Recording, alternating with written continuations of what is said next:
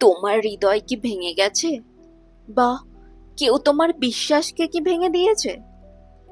একটা ব্যক্তি তোমাকে ছেড়ে চলে গেছে আর তুমি ভেঙে পড়েছো, কিন্তু তুমি তো শক্ত ছিলে। তাহলে কেন এত ভেঙে পড়লে? কেন তোমার বিশ্বাস ভেঙে গেল? ভেবে দেখেছো কখনো? তোমার কি কখনো মনে হয়েছে কেউ চলে গেলেই যে জীবন থেমে যায় না? সত্যি বলো তো। আজকে আমরা এই গুরুত্বপূর্ণ বিষয় নিয়েই কথা বলবো, তাই জন্য ভিডিওটাকে একটুও স্কিপ না করে পুরোটা শুনে নাও। আসলে কিছু একটা তো প্রবলেম ছিলই, তাই না? হয়তো সম্পর্কটা থেকে একজন বের হতে চাইছিল।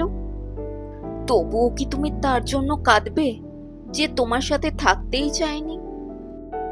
না, থাকবে না। তুমি শক্ত হও, নিজের জন্যই বেঁচে থাকো। তোমার কোনো দরকার নেই কারোর। সময় আর ভালোবাসা, এই দুটোকেই জোর করে ধরে রাখা যায় না। যেসব মানুষ তোমার জীবন থেকে চলে যেতে চায়, তারা কোনো না কোনো ভাবে চলে যাবেই। তুমি তাদের কিছু করেই ধরে রাখতে পারবে না। যেমন সময়কে তুমি যতই চেষ্টা করো ধরে রাখার, তুমি কি পারবে ধরে রাখতে? এখন তুমি একা, কিন্তু একা না, সেটাই ভাবো। তোমার কোনো দরকার নেই কারোর। তুমি কেন তার জন্য তোমার জীবনটা নষ্ট করবে? জীবনটাকে বোঝার জন্য পিছনে একদমই তাকাবে না। এখন তো কত কিছুই বাকি আছে। তোমাকে আরো এগিয়ে যেতে হবে। তোমার পরিবারের নাম উজ্জ্বল করতে হবে। তোমার স্বপ্নও তো পূরণ করতে হবে, তাই না? তোমার জীবনটাকে দাঁড় করাও। যে তোমাকে ছেড়ে গেছে, সে কখনোই তোমার ছিল না। একটি বিচ্ছেদকে অনুভব করা খুবই কষ্টকর, কিন্তু কিন্তু এটাই তো শেষ নয়। এটাই তো একটা নতুন সূচনা। প্রথমে প্রথমে তোমাদের মনে হতেই পারে যে জীবনটা থেমে গেছে, কিন্তু না, আসলে এটি শুধু একটি নতুন অধ্যায়ের শুরু। আমরা যখন কাউকে হারাই, তখন তখনই আমাদের ভিতরে যে ফাঁকা জায়গাটা তৈরি হয়, সেখানে সেখানেই নতুন স্বপ্ন গড়ে তোলার সুযোগটা থাকে। আমাদের মনে রাখতে হবে যে আমাদের ছেড়ে যে চলে গেছে, তার জীবনে আমরা ঠিক ততটুকুই ছিলাম যতটুকু সে চেয়েছিল। কিন্তু আমরা আমাদের জন্য তো অনেক কিছুই চাইতে পারি। এখনই এখনই সেই সময়। এখন আমাদের স্বপ্নগুলো পূরণের জন্য প্রস্তুত হওয়া দরকার। একটি ব্যর্থ সম্পর্ক শুধু আমাদের মনে কষ্টই দেয় না, বরং বরং আমাদের আরো শক্তিশালী করে তোলে। আমরা যদি এই অভিজ্ঞতাটাকেই শেখার একটি সুযোগ হিসাবে গ্রহণ করি, তাহলে এটি আমাদের জীবনে আরো অনেক কিছু দেবে। এখন তোমাদের জন্য কিছু পয়েন্ট আছে। দেখো তো, এই আলোচনার মাধ্যমেই তোমাদের জীবনে কোনো পরিবর্তন আসে কিনা। ফার্স্ট পয়েন্ট, নিজের মনকে স্বীকার করো। বিচ্ছেদের পর প্রথমে যা করতে হবে তা হলো নিজের অনুভূতিটাকেই স্বীকার করা। কষ্ট পাওয়া তো স্বাভাবিক, তাই না? কিন্তু সেই কষ্ট থেকেই বের হওয়ার জন্য আমাদের সেই কষ্টকেই মেনে নিতে হবে। রাতে একা বসে চিন্তা করো একবার, কি চাও তা একটা কাগজে লিখে ফেলো। তারপর সে লেখা পুড়িয়ে দাও। এটি করলেই তোমার মন হালকা হবে। সেকেন্ড পয়েন্ট হলো নতুন কিছু শেখো। এখনই সেই সময় যখন নতুন কিছু শেখার জন্য প্রস্তুত হওয়া দরকার। হয়তো হয়তো তুমি একটি নতুন ভাষা শিখতে চেয়েছিলে, কিন্তু সময় পাওনি। এখনই সেই সময়।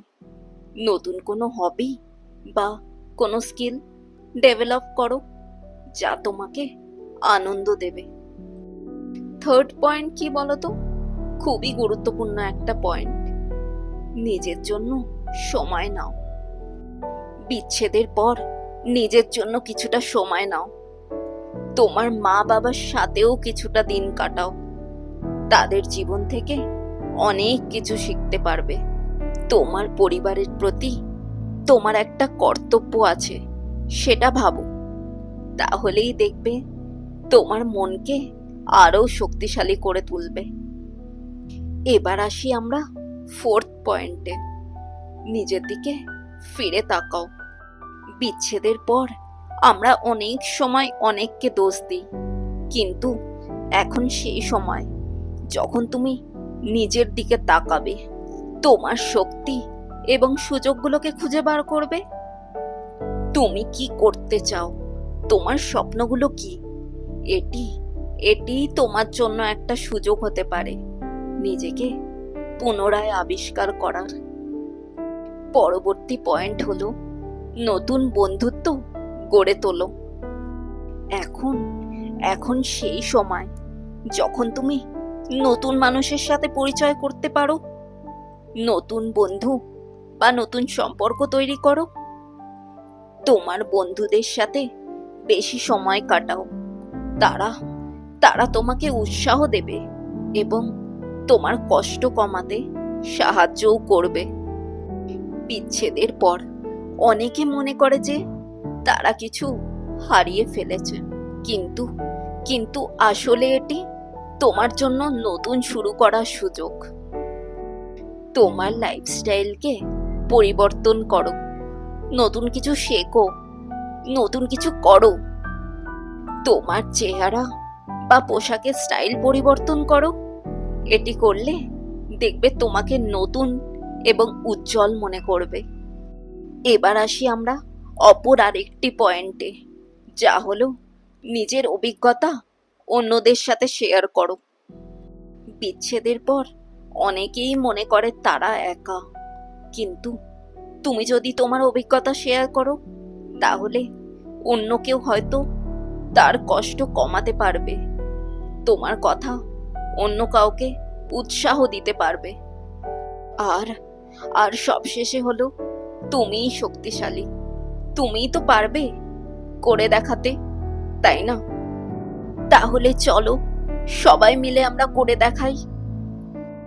আজকের এই ভিডিওটি যদি তোমার কাছে ভালো লেগে থাকে, তাহলে অবশ্যই একটা লাইক দিয়ে দাও। আর হ্যাঁ, আমার চ্যানেল চিত্তবৃত্তিকে সাবস্ক্রাইব করে রাখো, কারণ আমরা নিয়মিত এমন আরো অনেক মোটিভেশনাল এবং জ্ঞানমূলক ভিডিও নিয়ে আসছি তোমাদের কাছে। তোমার মনের কথা কিন্তু আমাদের জানাতে ভুলো না। তাহলে কমেন্ট বক্সে তোমার মতামত লিখে যাও। তোমার প্রতিটি কমেন্ট আমাদের জন্য খুবই গুরুত্বপূর্ণ। তাহলে আজ এই পর্যন্তই। আবার দেখা হবে আর এক নতুন ভিডিও নিয়ে। এইবার চলি তাহলে।